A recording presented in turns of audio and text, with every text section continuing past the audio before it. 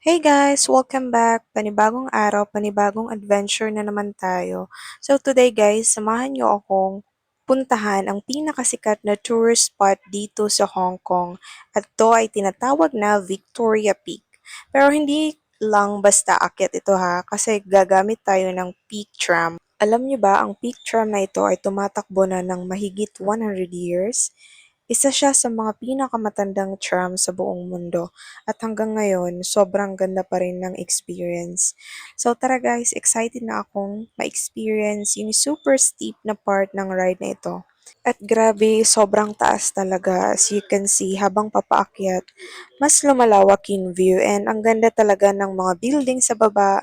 At tingnan nyo yan, parang postcard talaga.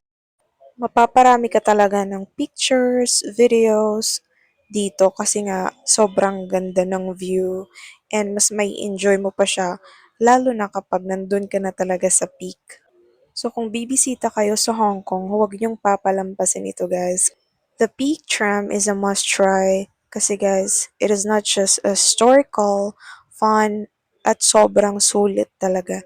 At ayan na, finally, nandito na tayo sa Victoria Peak. Ang ganda ng view, promise.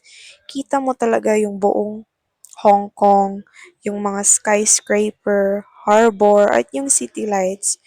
At medyo marami-rami nga yung tao dito today kasi nga sobrang ganda talaga ng tourist spot na ito dito sa Hong Kong.